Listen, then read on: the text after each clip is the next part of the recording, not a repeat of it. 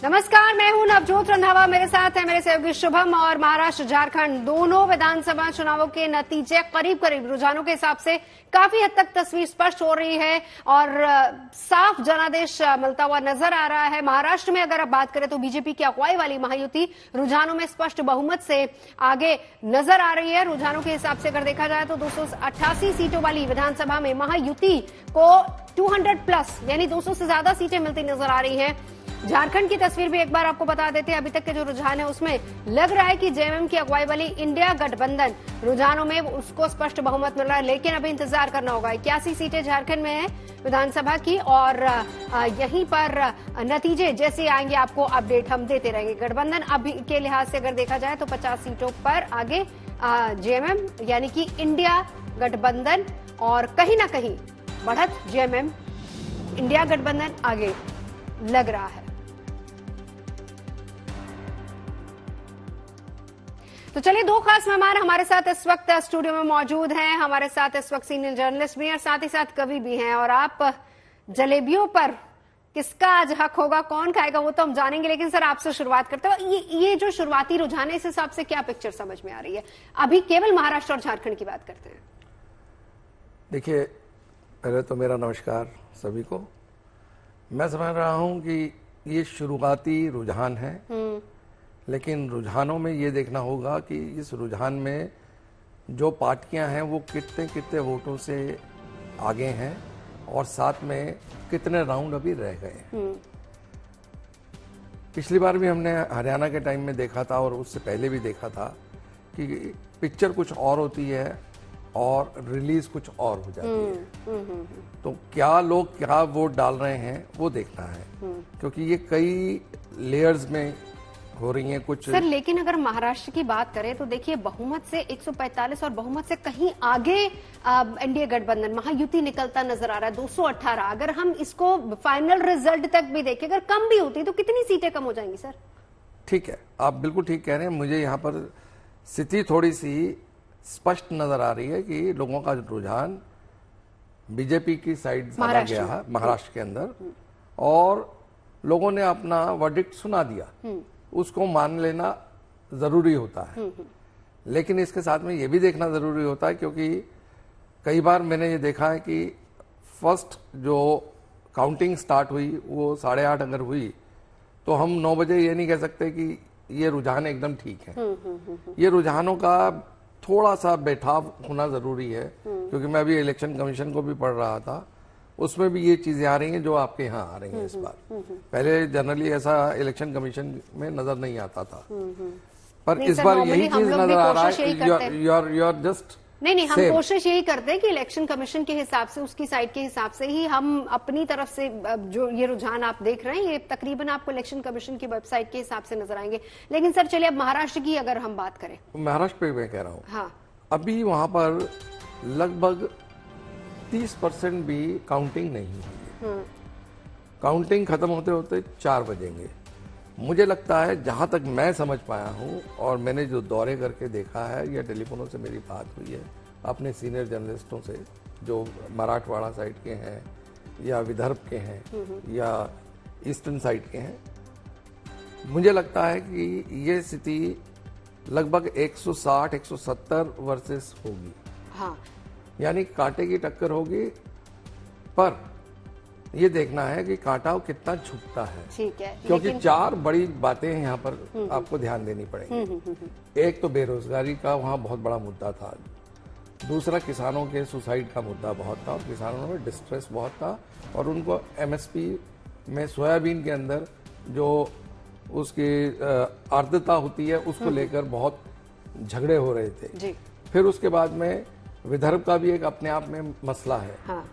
तो साथ ही इतने लोग खड़े हो गए थे डिफरेंट पार्टीज के, अपने ही पार्टीज के खिलाफ, वो भी एक मसला था। सर ये बताइए, अब आपने इसी का मुझे लगता है कि बीजेपी यहाँ आती हुई नजर आ रही है। सर ठीक है, बीजेपी आती नजर आ रही, लेकिन यहीं पर अगर हम मुद्दों की बात करते हैं, मैं महाराष्ट्र पर ही अभी सिर्फ फोकस करूंगी। अब आपने कहा आपने वहां देखा, लोगों से बात की, थोड़ा आप वहां गए भी होंगे, सर एक चीज जो रही वो ये कि मुद्दे थे, आपने बताया कि मुद्दे हैं, विदर्भ का अपना मुद्दा है, किसानों का वहां पर अलग से एमएसपी वाला इशू है, उसके अलावा भी बहुत सारे इश्यूज वहां पर है, लेकिन ये मुद्दे कहीं ना कहीं छिप गए। किसमें छिप गए? अभी तक केवल शिवसेना, एनसीपी, बीजेपी, कांग्रेस 4 पार्टियां हुआ करती थी, लेकिन उसमें भी शिवसेना 2 फाड़, एनसीपी 2 फाड़। पिछले टेन्योर में ये रस्साकशी हमने देखी, कोई किसके साथ कोई किसके साथ, लेकिन यहां पर एंड ऑफ द डे जब इस चुनावों की हम बात करते हैं तो ये आपस में ही सब भिड़ते हुए नजर आ रहे थे। तो ये चुनाव क्या डिसाइड ये करेगा कि असली शिवसेना या फिर असली एनसीपी कौन है? बहुत अच्छे आपने प्रश्न किया, मैं उसके लिए आपको बधाई देता हूं।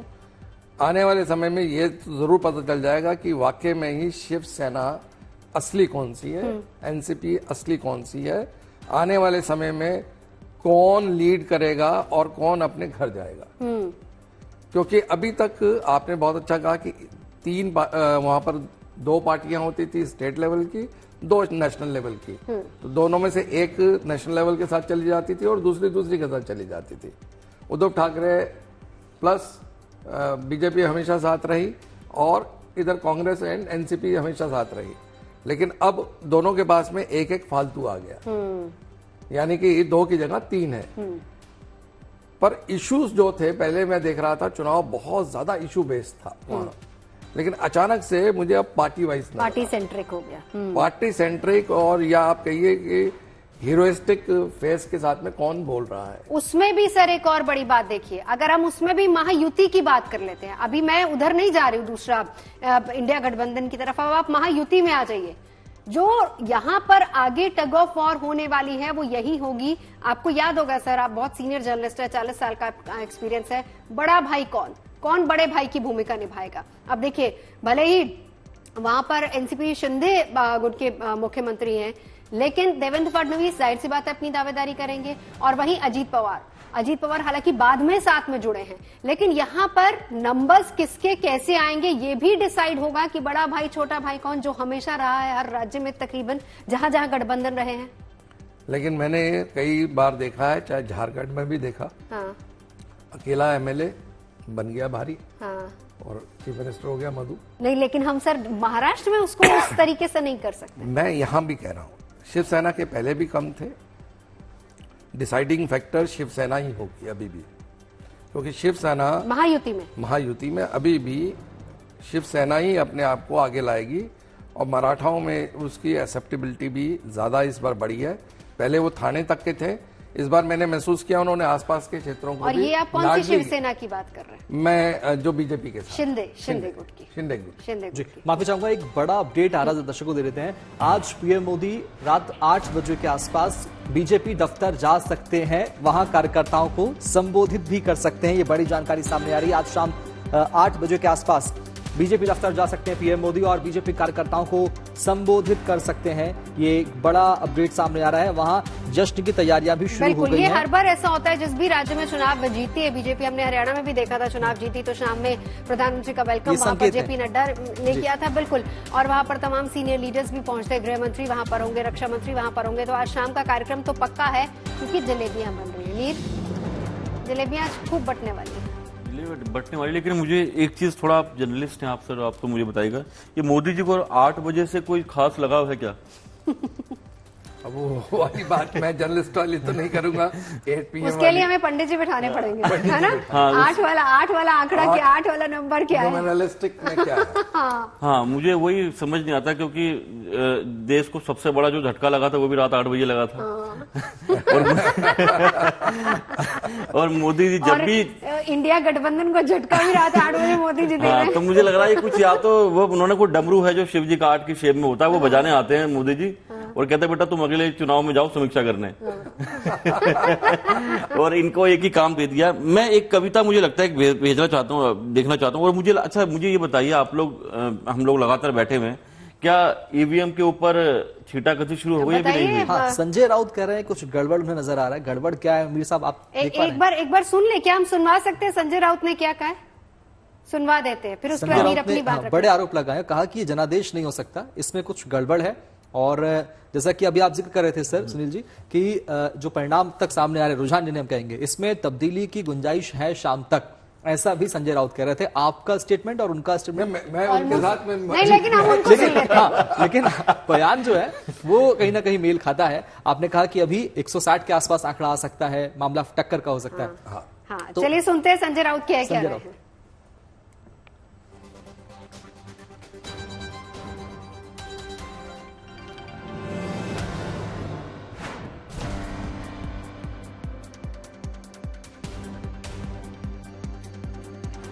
ये जनता का फैसला मानने को तैयार नहीं। हमने महाराष्ट्र की जनता का जो मन है, हमें मालूम था किस दिशा में जा रहा है। लेकिन 2 दिन पहले गौतम अडानी के खिलाफ एक वारंट निकला, अरेस्ट वारंट। बहुत बड़ा भ्रष्टाचार का आरोप हो गया, ब्राइब का केस है, रिश्वत का केस है 2000 करोड़ का। उसमें भारतीय जनता पार्टी की पूरी पोल खोल गई। गौतम अडानी, बीजेपी, मोदी जी, शाह जी और फडणवीस, शिंदे, ये एक है। और उसका ऊपर से ध्यान हटाने के लिए ये पूरा एक कपट कारस्तान हो गया है और उसकी तैयारी पहले से चल रही थी। हमने ये महाराष्ट्र जो गौतम अडानी के जेब में जा रहा है, मुंबई जेब में जा रहे हैं, हमने विरोध किया। ये अडानी राष्ट्र नहीं होने देंगे। तो इसके लिए इस प्रकार के नतीजे महाराष्ट्र के ऊपर लाद गए हैं। ये जनता का कौल हो ही नहीं सकता।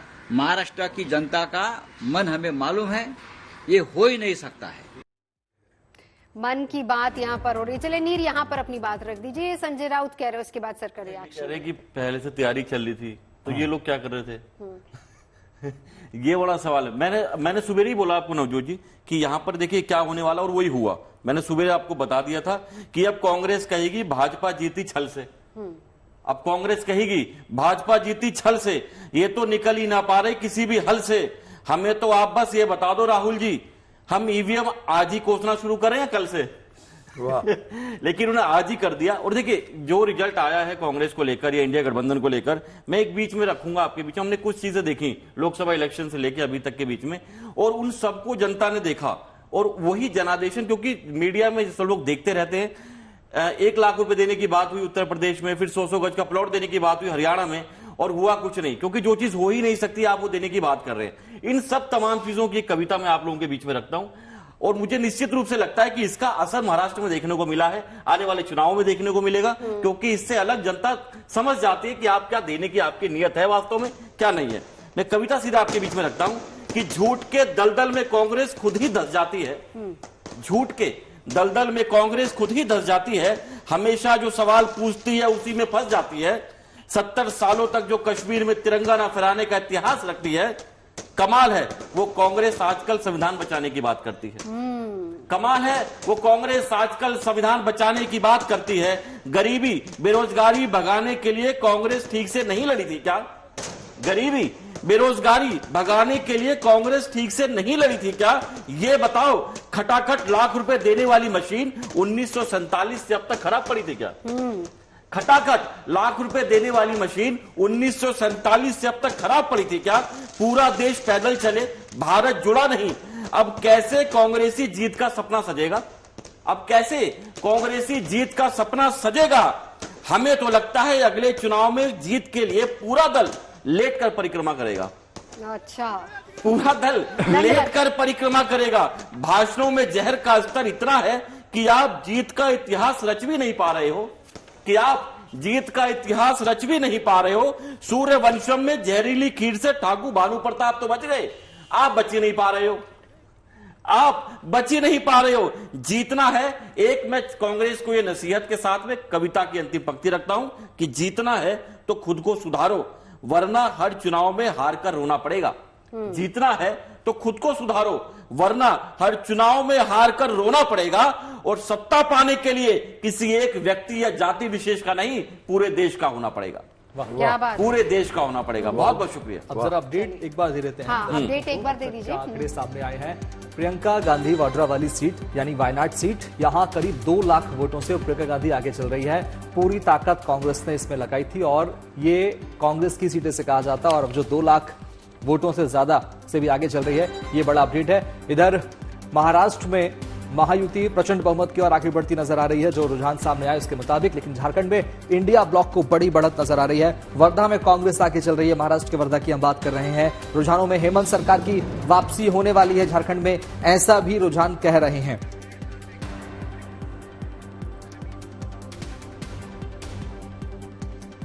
प्रवीण दात्रेकर जो हैं उनकी तरफ से एक बयान आया है। देखिए सर, हम यही बात कर रहे थे कि मुख्यमंत्री कौन होगा, तो वो तो सीधे तौर पर कह रहे हैं कि बीजेपी का ही सीएम होगा, फडणवीस के चेहरे को ही आगे रखा जाएगा। क्या कह रहे, एक बार वो सुनवा देते हैं आपको। मैं बताना चाहता हूं कि महायुति का ही सीएम बनेगा, और बट ऑब्वियस जिस पार्टी बड़ी है उस पार्टी को ज्यादा चांस रहता है, और भारतीय जनता पार्टी आज 125 के आसपास जाने की शंका अपना चांसेस है, और मुझे लगता है भाजपा का सीएम बनेगा तो हमारे देवेंद्र फडणवीस साहब ही इस महाराष्ट्र के मुख्यमंत्री बनेंगे। तो पिक्चर काफी हद तक क्लियर हो रही है। आप भी सर कह रहे थे कि ज्यादा अगर कम होगा तो आप 160-70 की बात कर रहे हैं। ये बात कुछ संजय राउत भी कर रहे हैं, उस पर आएंगे। और वही बात कि अब आगे सीएम कौन होगा उसको लेकर बात होगी। लेकिन एक बार जरा यूपी का भी अपडेट शुभम दे देते हैं। कानपुर से अगर देखा जाए तो खबर यह है कि वहां से भाजपा के जो उम्मीदवार है सुरेश अवस्थी वो आगे चल रहे हैं। मिर्जापुर की मझवा सीट जो है उसमें 6000 से ज्यादा वोटों से पीछे चल रहे हैं। बीजेपी के प्रत्याशी आगे हैं और सपा की डॉक्टर ज्योति जो है वो पीछे चल रही हैं। वहीं इसके अलावा अगर हम बाकी फूलपुर सीट की बात करें तो बीजेपी वहां से आगे है। कानपुर का हमने बताया कि सासामाऊ से काउंटिंग का 11वां राउंड इस वक्त चल रहा है। बीजेपी 22,000 से ज्यादा वोटों से पीछे है यहां पर, और कानपुर में नीलम सोलंकी जो है वो आगे चल रही है। तो इस तरीके से ये एक यूपी का अपडेट है। और हमने आपको महाराष्ट्र की तस्वीर काफी हद तक बताई है कि अगर मान लीजिए 220 पर ये लीडिंग नंबर हम यहां पर बता रहे हैं, लेकिन फाइनल रिजल्ट जैसा कि सर भी बता रहे थे और पार्टियां तमाम कह रही है कि संतुष्टि नहीं, ठीक है 4 बजे तक इंतजार कर लेते, तब भी पूर्ण बहुमत की सरकार एक तरीके से बन रही है। अब यहां पर अगला सवाल वही, देखिए अभी बयानों शुरू हो चुकी हैं बयानबाजियां। मतलब अगर महायुति के अंदर भी 3 पार्टियां सर, और तीनों पार्टियां जाहिर सी बात है चाहेंगी कि उन्हीं का मुख्यमंत्री बने, और क्या ये मजबूरी फिर से हो जाएगी कि 2 डेप्यूटी सीएम ही बनाए जाए ताकि सबको संतुष्ट रखा जाए, साथ रखा जाए, और लीड कौन करेगा? मैंने आपको जहां पर बात खत्म की थी कि मधु को बनाया गया था, वो अकेला एमएलए था। कई बार टग ऑफ दी वार के अंदर महायुति हो या कुछ भी हो, ये देखा जाता है कि हम अपने साथियों को अपने साथ रख पा रहे हैं कि नहीं, वो फिसल तो नहीं जाएंगे। अगर उनको ये संभावनाएं नजर आती हैं कि ये फिसल सकते हैं आज नहीं तो कल, तो उसको संतुष्ट रखने की पहले कोशिश होती है। तो ऐसे में जबकि सीएम थाने से बाहर आकर और लाडली के चक्कर में अपनी इमेज को बढ़ा रहे हैं और सीटें भी उन्होंने बढ़ाई हैं, और उन्होंने ये शो करने की कोशिश की कि एज ए सीएम मैंने लीड किया, इसलिए आप वापस आ पाए, वरना लोकसभा में जिस तरह से आप गए थे उस तरह से फिर आप जा सकते हैं। तो उनकी दावेदारी भी बड़ी मजबूत रहेगी। आप देखिएगा आने वाले 2-3 दिन तो में। अगर ऐसा होता है सर, अगर ऐसा होता है तो जो एक बहस चल रही थी महाराष्ट्र में कि असली शिवसेना कौन, उद्धव असली शिवसेना या शिंदे वाली, तो कहीं ना कहीं एक तीर से दोनों शिकार इनके हो जाएंगे। एक तरफ तो लीड कर लेंगे पूरा गठबंधन, हो सकता है जैसा आप बता रहे कि ठीक है सीएम की कुर्सी उनको मिल जाए, वहीं दूसरी तरफ असली शिवसेना का जो टैग है, जो ताज है, वो भी फिर अपने सर पहना लिया। वही मैं आपसे कहना चाह रहा हूं। दूसरी बात, अभी जिस भी नेता ने ये डिक्लेयर किया कि हमारी दावेदारी होगी और फडणवीस साहब ही होंगे, बीजेपी एक ऐसी पार्टी है जो इन चीजों को नकारती है हमेशा। आपने कई जगह देखा होगा फर्स्ट टाइम वालों को भी सीएम बनाया गया है, और जिनका नाम नजर आ रहा था वो कहीं दूर दूर तक नहीं थे उनकी लिस्ट में।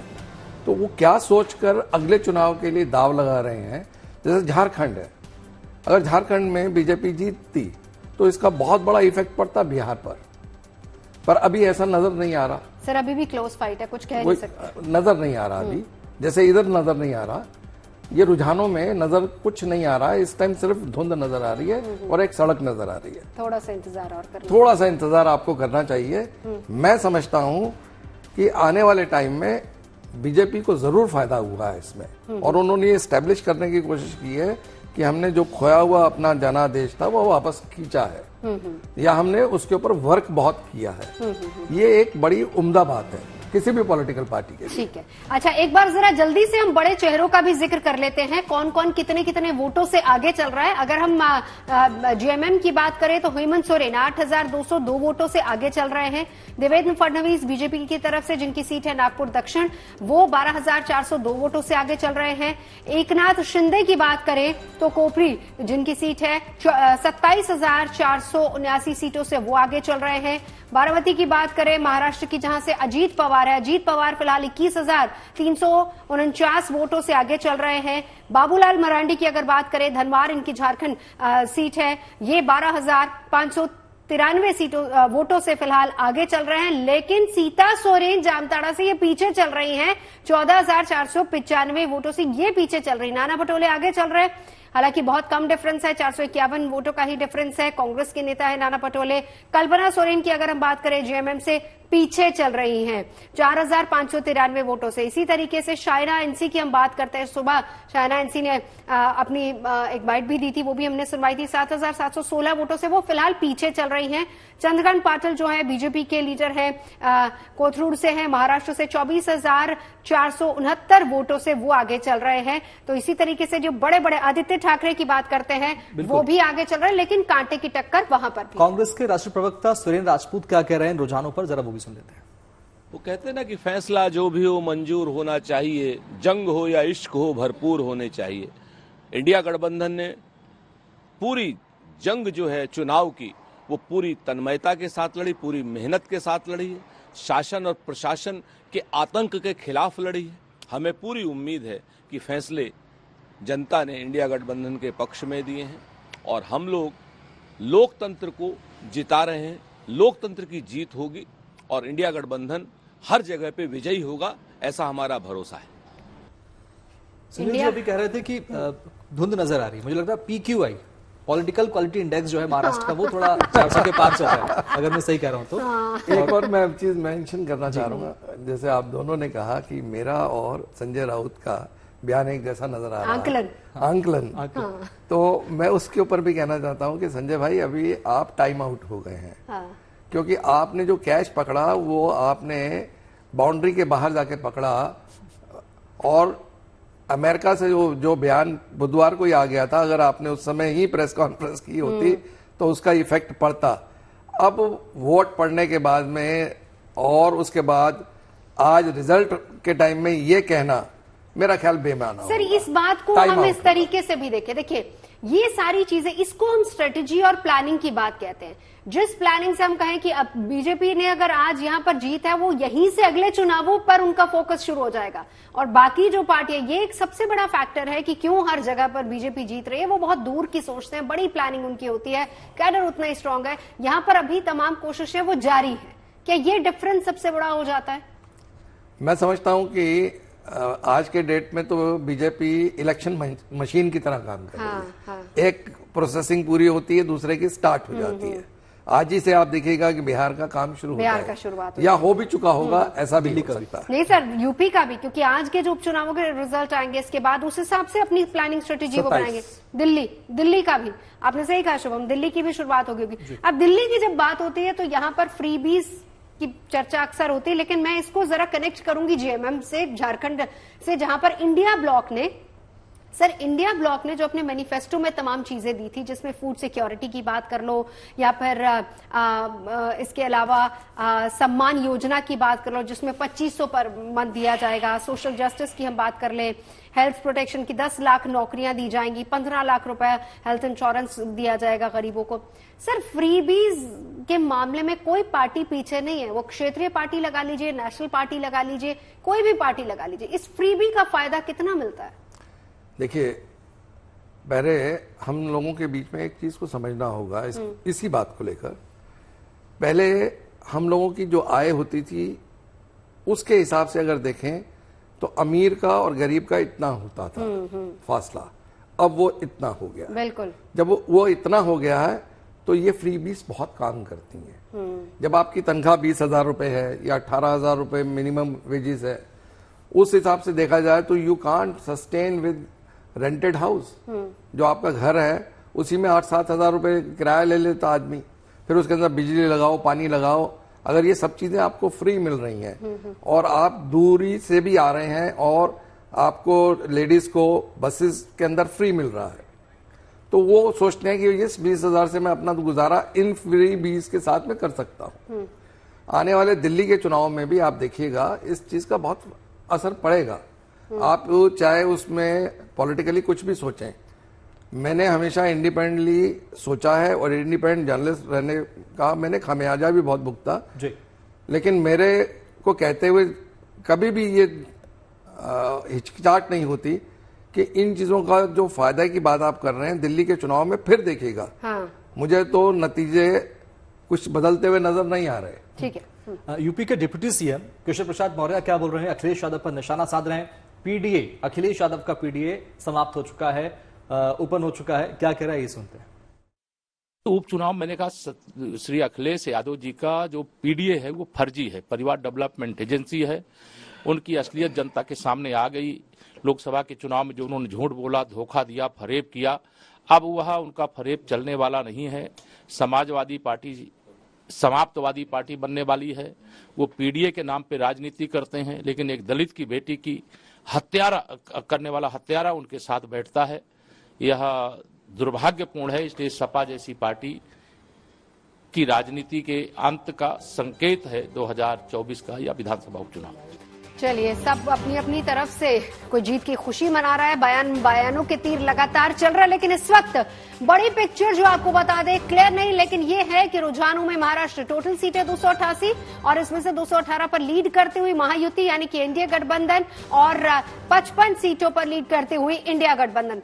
साथ ही साथ झारखंड की बात कर लेते हैं, जहां पर 50 पर इंडिया गठबंधन आगे नजर आ रहा है, 30 पर एनडीए गठबंधन आगे नजर आ रहा है। और इसी के साथ साथ अगर हम दूसरे विधानसभा चुनावों की भी बात करें जहां पर उपचुनाव हो रहे हैं, उसके नतीजे लगातार हम आपको बताते जा रहे हैं। 2 राज्य और दोनों राज्यों के विधानसभा चुनावों की पिक्चर लगभग क्लियर हो रही है। फाइनल रिजल्ट के लिए हमें इंतजार करना होगा। 288 सीटों वाली महाराष्ट्र, जहां पर 216 पर महायुति लीड कर रही है, वहीं 81 सीटों वाली झारखंड विधानसभा, जहां पर 49 सीटों पर इंडिया गठबंधन लीड करता हुआ नजर आ रहा है। लेकिन फाइनल रिजल्ट के लिए हमें इंतजार करना होगा। अगर हम इसी पिक्चर को देखें तो सवाल अब यहां पर यह है कि सरकार किसकी बनेगी। सीधे तौर पर काफी हद तक क्लियर पिक्चर है, लेकिन कौन होगा मुख्यमंत्री, पेच बहुत ज्यादा फंसेंगे, स्पेशली अगर हम बात महाराष्ट्र की करें।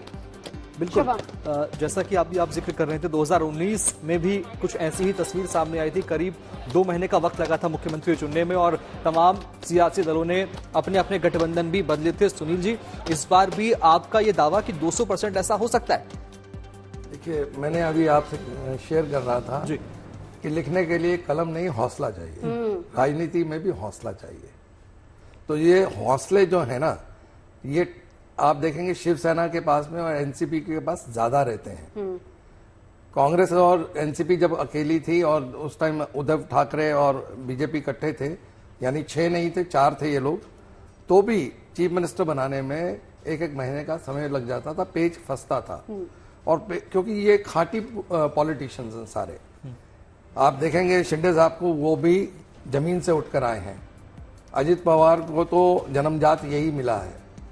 उस तरह से अगर आप देखेंगे फडणवीस साहब को, तो उनकी ट्रेनिंग आरएसएस और बीजेपी के प्रमुख लोगों के थ्रू हुई है। तो ये तीनों ही अपने आप में प्लेयर हैं, तो इनको आप इग्नोर नहीं कर सकते तीनों को।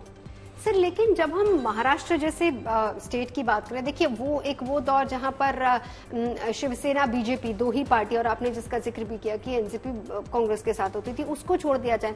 लेकिन जो हम ये लाइन सुनते आए हैं हमेशा से, बड़ा भाई कौन, बड़े भाई की भूमिका कौन, इसको लेकर अगर आपको याद हो तो उस समय की शिवसेना और बीजेपी में भी इसी बात को लेकर टग ऑफ वॉर होती थी। रहेंगे इकट्ठे, लेकिन कौन है बड़ा भाई। सरकार भले ही बन गई, मुख्यमंत्री भले ही बन गया, लेकिन बावजूद इसके थ्रू आउट टेन्योर में इनका इसी बात को लेकर टग ऑफ वॉर चलती थी। और यही चीज हम बिहार में भी कहीं ना कहीं काफी हद तक देखते हैं। शिवसेना में आप देखिए ना, बड़ा भाई और छोटा भाई के चक्कर में पार्टी टूट गई। हाँ। आज की डेट में वो कहां पर खड़े हैं और क्या सोच रहे हैं। तो इसका मतलब फिर नेशनल पार्टी ही हमेशा आगे लीड करेगी। देखिए, रीजनल पार्टीज का एक ही तोड़ है नेशनल पार्टी। और मेरा ये मानना है कि नेशनल व्यूज होते हैं लोगों के, और वो रुझान इतने ज्यादा होते हैं कि लोग उस तरफ को आकर्षित होते हैं, और नेशनल पार्टी को कई बार उन चीजों को छोड़ना पड़ता है कि जो नेशनल सेंटिमेंट्स होते हैं, सॉरी रीजनल सेंटिमेंट्स होते हैं। तो रीजनल सेंटिमेंट्स को छोड़ने की वजह से नेशनल पार्टी पीछे रह जाती है, और हमेशा से आप देखेंगे छोटी पार्टी जो कि रीजनल पार्टी है कई बार लीड कर जाती है। तो ये भी यहाँ पर भी ऐसा ही हो रहा है। आपको उनको सुनना पड़ेगा। अगर वो फिसल गए, महायुति डजंट मीन कि उन्होंने कहीं लिख कर दे दिया कि हम आपसे अलग नहीं हो सकते। ठीक है। अगर वो फिसल गए तो कौन जिम्मेवार होगा? सर लेकिन यहाँ तो पेच अजीत पवार भी तो फंसा सकते हैं ना। देखिए पिछली बार भी शर्त यही थी कि उनको डिप्टी सीएम बनाया जाए, और वहां पर कितने उस समय भी जब साथ लेकर आया गया था, जब एनसीपी दो फाड़ हुई उस समय भी वक्त लगा था, लेकिन हाँ वो इसी बात को लेकर माने थे डिप्टी सीएम की। ऐसा एक बार मांग तो कुर्सी रहे। इस बार भी होगा, 2 डिप्टी होंगे और 1 सीएम होगा, ये मानकर चलिए, क्योंकि ये इनकी नंबर्स जो गेम चल रहा है, यू कांट इग्नोर एनीवन। नहीं तो मैं उसी पर वापस से आ रही हूँ।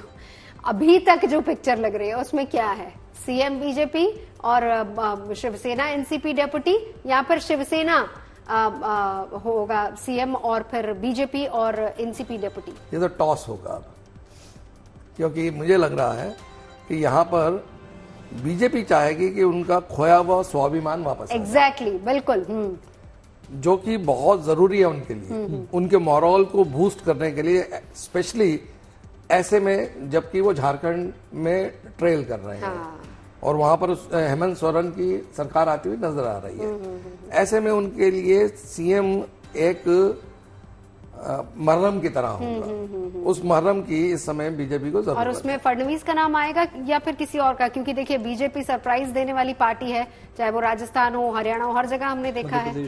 हाँ, मध्य प्रदेश देख लीजिए। विदर्भ में इस समय उनका काफी विरोध है और कई बड़े घरानों में उनका बड़ा विरोध है, और उनकी राजनीति से कहीं ना कहीं बीजेपी भी बहुत ज्यादा खुश नहीं है, इसीलिए उनको डिप्टी रखा था। और मैं समझता हूं कि आने वाले समय में हमें बड़ी बारीक नजर से उनके ऊपर रखना पड़ेगा फोकस, क्योंकि बहुत जल्दी से कोई सीएम डिप्टी सीएम डिक्लेयर नहीं होने वाला, ये मान के चलिए। पर सर ये शुभम वाली बात को ही मैं वापस से शुभम उसी को कोट करूंगी कि वक्त लग सकता है, लंबा वक्त लग सकता है कि अब इस बार, या फिर हम कहें कि पिक्चर क्लियर है काफी हद तक?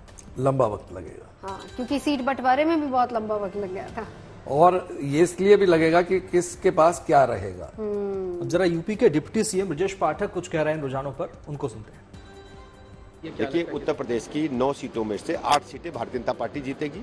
करहल की सीट पर भी हमने कड़ी टक्कर समाजवादी पार्टी को दी है, क्योंकि उनकी बिरादरी की वोट अधिक है, इसलिए वहां वो बेहतर स्थिति में है। कानपुर की सीसामऊ सीट भी आप देखेंगे अंतिम चरण की गिनती तक भारतीय जनता पार्टी वो सीट जीतेगी। सीसामऊ में बात करी जाए तो अभी समाजवादी पार्टी लगभग 20,000। मैं जानता हूं अभी उनके इलाके के वोट खुल रहे हैं, जैसे ही हमारे इलाके के वोट खुलेंगे आप देखेंगे भारतीय जनता पार्टी वहां जीतेगी। 9 सीटों पे ये उपचुनाव है, क्या लगता है भारतीय जनता पार्टी को कितनी सीटें इसमें मिलेंगी?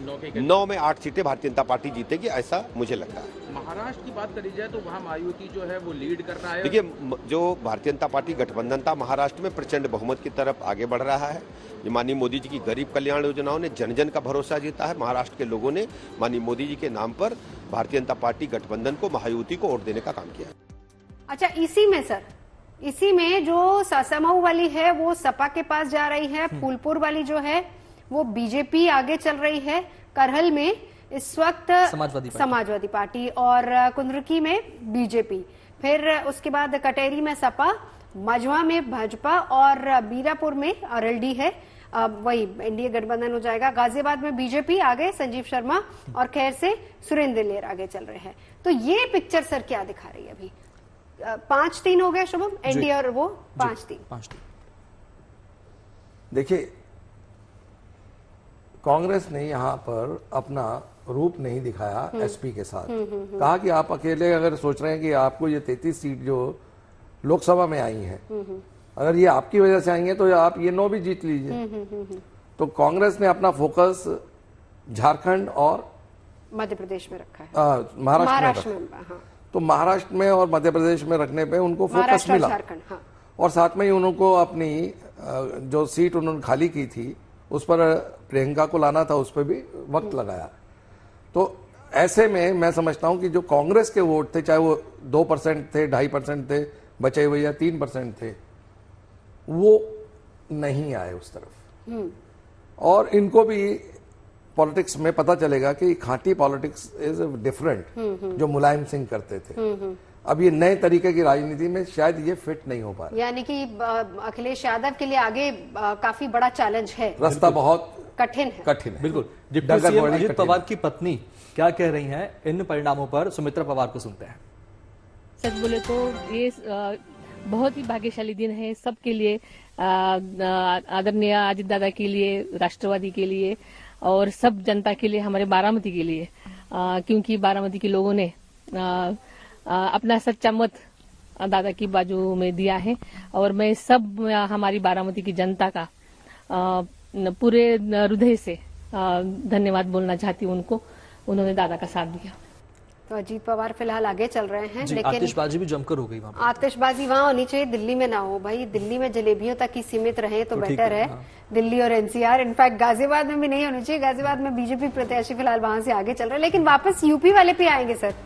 अच्छा, अब यानी कि ये तस्वीर काफी हद तक आने वाले चुनावों को लेकर तैयारियां कैसी होंगी उसका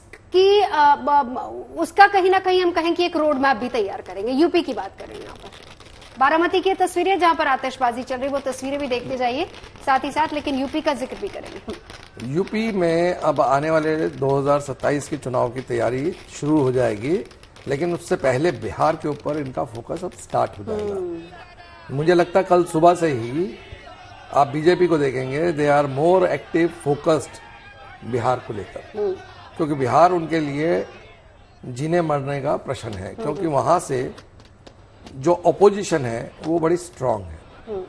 तो ऐसे में अपने आप को उठा कर लाना, और जैसे अभी आप लोग बात भी कर रहे थे तो मैंने कहा था कि कई ऐसे प्लेयर भी होते हैं जो किसी के प्लेयर नहीं होते, तो वहां सीएम जो है वो किसी के प्लेयर नहीं है।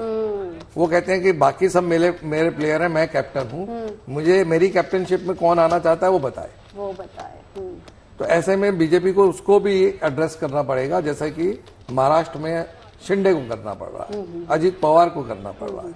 तो इस समय लीडरशिप की ज्यादा है और पॉलिटिक्स की कम जरूरत है। अच्छा सर, एक चीज बताइए, जैसे झारखंड में अभी तक की जो पिक्चर हम देख रहे हैं, मान लीजिए ये पिक्चर रहती है, जेएमएम लीडिंग सरकार वहां पर इंडिया गठबंधन बनाता है, मान लीजिए ये पिक्चर रहती है, सरकार उनकी बनती है और बीजेपी की सरकार या एनडीए सरकार नहीं आती, इसके पीछे हम क्या फैक्टर मानेंगे? देखिए, अब हमने देखा था सोरेन की गिरफ्तारी हुई, उसके बाद लगातार वहां पर छापामारी, ईडी की रेड और दूसरी रेड्स लगातार वहां पर हो रही थी। क्या ये चीजें कहीं ना कहीं काम करती हैं? क्या एक इमोशनल फैक्टर यहाँ पर काम करता है? कार्यकर्ताओं पर तक मैसेज क्या जाता है इसका? देखिए, सोरेन परिवार की बड़ी इज्जत है, क्योंकि झारखंड को बनवाने में पूर्ण रूप से उनका हाथ रहा और उन्होंने उस भावना को एक्सेप्ट करवाया कि झारखंड जरूरी है। इसलिए झारखंड में ट्राइब्स ज्यादा हैं और ट्राइब्स के अंदर उनकी बहुत इज्जत है। हाँ। बाबूलाल मरांडी भी वहां पर हैं, दूसरे चंपत भी हैं, चंपा भी हैं और सारे लोग हैं।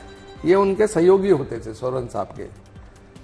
लेकिन आज की डेट में अगर आप वो किसी सीएम को केवल इसलिए तंग करें कि वो आपके पक्ष का नहीं है, तो लोगों में एक गलत तो जाएगा, उनकी सोच में होगा कि क्योंकि ये आपके पक्ष का नहीं है। तो ये फैक्टर जेएमएम के लिए काम कर गया, ये कर गया। प्लस इन लोगों ने जो लड़ाई लड़ी वो इस तरह की लड़ी कि ये अंतिम लड़ाई है और वो उसके ऊपर डट गए। और उसमें उन्होंने जो वर्किंग सीएम रखा था वो भी बीजेपी ज्वाइन कर गया। जैसे कि आपने देखा होगा, नीतीश कुमार ने भी जो वर्किंग सीएम रखा था वो भी हम पार्टी बनाकर बीजेपी ज्वाइन कर गया, माजी साहब। ये वो हैं जो सिंगल प्लेयर्स होते हैं। हाँ। वो चंपा जी भी जो गए वो अकेले गए। तो क्योंकि आप अपने आप को अचानक से पार्टी से ऊपर, पॉलिटिक्स से ऊपर, स्टेट के ऊपर अपने आप को बिठा के बात करते हैं। तो ऐसे भी प्लेयर आपको पॉलिटिक्स में बहुत मिलेंगे। That is the factor. और दूसरा फैक्टर यही है कि लोगों को, भावनाओं को आपने झंझोर दिया कि हमारे साथ अगर ऐसा हो सकता है तो तुम्हारे साथ क्या होगा। हाँ। तो यानी वहां पर ये फैक्टर ज्यादा काम किया। नीर, क्या है भाई, बताइए। आज तस्वीर काफी हद तक क्लियर हो रही है, फाइनल का इंतजार हमें फिलहाल रहेगा। देखिए, सबसे पहले 4 पंक्तियां मैं जोड़ूंगा, इसलिए कि जो जीत गए हैं उनके लिए और जो हार रहे हैं उनके लिए भी। जो जीत गए उनके लिए सबसे पहले बहुत जरूरी है, क्योंकि भाजपा और अब तक बहुमत इसके हिसाब से, रुझानों के हिसाब से लग रहा है कि आ रही है। तो 4 पंक्तियां सबसे पहले मैं भाजपा को कहना चाहूंगा कि सपनों को बहुत ही बुरी तरह से तोड़ती है, सपनों को बहुत ही बुरी तरह से तोड़ती है, हर 5 साल में पूरी की पूरी हवा मोड़ती है, अब की जो वादा करना उसे निभा भी देना, क्योंकि जनता रूठी तो फिर कहीं का ना छोड़ती है। जनता रूठी तो कहीं का ना छोड़ती है। और एक फैक्टर मुझे लगता है कि जब भाजपा जो लगातार आ रही है, इसके पीछे एक मैं छोटी सी कविता रखता हूं कि ये कारण मुझे लगता है जिस वजह से भाजपा जहां भी चुनाव हो रहे हैं बहुत अच्छा कर रही है, और जो भी चुनाव हो रहे हैं वो अच्छे मार्जिन से जीत भी रही है। उसके पीछे मैं लगता हूं कि 9 सालों में धमाके या दंगे ना हुए, जो जनता फील कर रही है कि 9 सालों में दंगे या धमाके ना हुए, दंगे वंगे छोड़ो, छोटे फालतू पंगे ना हुए, विश्व स्तर पर भारत को प्रधान बना दिया और पाकिस्तान के हाथों में कटोरा थमा दिया। ये फील करती जनता देख रही है कि पाकिस्तान के हाथों में कटोरा थमा दिया। मोदी जैसा विश्व में किसी को कोई नेता नहीं सूझ रहा है, और यहां विपक्ष के पीएम उम्मीदवारों को आम आदमी तक नहीं पूछ रहा है। आम आदमी तक नहीं पूछ रहा है। कांग्रेसी भी उज्ज्वला, किसान निधि, गरीब कल्याण का लाभ लेना चाहते हैं। राहुल जी तो कई बार पहले भी कह चुके हैं मजा आया, और ये मजा वो पूरे हिंदुस्तान को देना चाहते हैं, और ये मजा वो पूरे हिंदुस्तान को देना चाहते हैं। हवा बनाओ, हर चुनाव जीत रहे, ये झूठ अभी से नारों में लिखा दो। जीतना तो बहुत बड़ी बात है, आप पहले केजरीवाल को दिल्ली में साथ लेकर दिखा दो। जीतना तो बहुत बड़ी बात है, आप पहले केजरीवाल को दिल्ली में साथ लेकर दिखा दो। बार बार हार रहे कांग्रेसी आखिर जीत का वहम कब तोड़ेंगे? बार बार हार रहे कांग्रेसी आखिर जीत का वहम कब तोड़ेंगे? सूर्यवंशम में अनपढ़ हीरा ठाकुर ने पहली बार ही फेल होकर पढ़ाई छोड़ दी थी। ये राहुल जी राजनीति कब छोड़ेंगे? ये राहुल जी तो 3 बार फेल हो गए, इन पे ना यूनिट टेस्ट पास हो रहे, ना इनसे ईयरली एग्जाम पास हो रहे। ये राहुल जी राजनीति कब छोड़ेंगे? और एक सलाह इनको मैं कांग्रेस को कि जीतो न जीतो, चुनाव लड़ते रहो और जीत की उम्मीदों पर मारते रहो ब्रुश, और जीत की उम्मीदों पर मारते रहो ब्रुश। जीत गए तो कांग्रेस खुश, हार गए तो भाजपा खुश। हार गए तो भाजपा खुश। क्या बात है, बहुत बहुत शुक्रिया। तो चलिए, महाराष्ट्र चुनावों के रुझानों में फिलहाल बीजेपी आगे क्लियर बहुमत के साथ सरकार बनाती नजर आ रही है। इंतजार शाम तक का करना होगा, लेकिन बीजेपी की अगुवाई में महायुति की सुनामी नजर आ रही है। इस बीच महाराष्ट्र बीजेपी अध्यक्ष चंद्रशेखर बावनकुले ने देवेंद्र फडणवीस के घर जाकर मुलाकात की है। ये तस्वीर उसकी भी आ रही है। 222 पर फिलहाल महायुति लीड कर रही है, और वहीं महाराष्ट्र की ही अगर बात करें, कुल 288 सीटें, बहुमत का आंकड़ा 145, और इंडिया गठबंधन के पास 53, बहुत ही कम। इस पिक्चर के हिसाब से अगर हम इंतजार भी करें शाम तक का, जो हमारे साथ तमाम मेहमान है या फिर अदरवाइज भी देखा जाए, कहा यह जा रहा है कि कम होंगी तो कितनी कम हो जाएंगी, लेकिन जितनी भी कम होंगी इंडिया गठबंधन के लिए सोचने वाली बात होगी। सर, ये देखिए कि इसका मतलब ये है कि पिछली बार से भी कम, यानी उस डिवीजन का, उस आप तमाम बातें कहते रहिए कि शिवसेना 2 फाड़ हो गई, एनसीपी 2 फाड़ हो गई, बावजूद इसके आप देख लीजिए कि फायदा किसको मिलता नजर आ रहा है। आपने बिल्कुल बहुत एक मजबूत क्वेश्चन किया है। राजनीति में जो जीतता है वही सिकंदर होता है, जो प्रूव कर देता है कि लोग उसके पीछे हैं। और लेकिन पिछले 70 या 75 साल में हमने देखा कि हमेशा लेगेसी को ही लेकर लोग आगे चलते रहे। वक्त आ गया है जब लेगेसी नाम की कोई चीज शायद नहीं बचेगी, और बचनी भी नहीं चाहिए, क्योंकि लीडरशिप जो होती है वो लोगों के लिए होती है। अगर आप किसी को उसका हक नहीं दिला सकते, आप उसके हक के लिए लड़ नहीं सकते, तो फिर आप लीडर किस बात के? यानी लोग इस बात को फिर समझ रहे हैं, इसको जंग में सब कुछ जायज है, जंग में सब कुछ जायज है। हाँ। लेकिन परिवारवाद नाजायज है। हाँ, ये बात हो रही है। अब देखिए, फिर एक मैसेज जो यहाँ पर बीजेपी बार बार देने की कोशिश करी, पहली बात, नई तरह की पॉलिटिक्स और परिवारवाद नहीं चलेगा। ये दोनों चीजें यहाँ पर फिर क्लियर होंगी। नहीं, यहाँ तो दोनों चीजों को साथ लेके चला जा रहा है कि परिवारवाद को दबाने की कोशिश जरूर है, लेकिन परिवारवाद दब नहीं रहा हाँ, कई जगह, क्योंकि वो जो लीडर हैं उनकी पकड़ अपने अपनी कॉन्स्टिट्यूंसीज या अपने अपने जो एरियाज हैं या अपनी कास्ट है उसमें ज्यादा है। बिल्कुल। अब फिलहाल ये आंकड़े बहुत कुछ कहते हैं, तस्वीरें बहुत कुछ कहती हैं, लेकिन तस्वीर कुछ देर बाद बिल्कुल साफ हो जाएगी। महायुति या महाविकास अघाड़ी और झारखंड में किसकी बनेगी सरकार, बताएंगे आपको। अब देखते रहिए गुड न्यूज टुडे।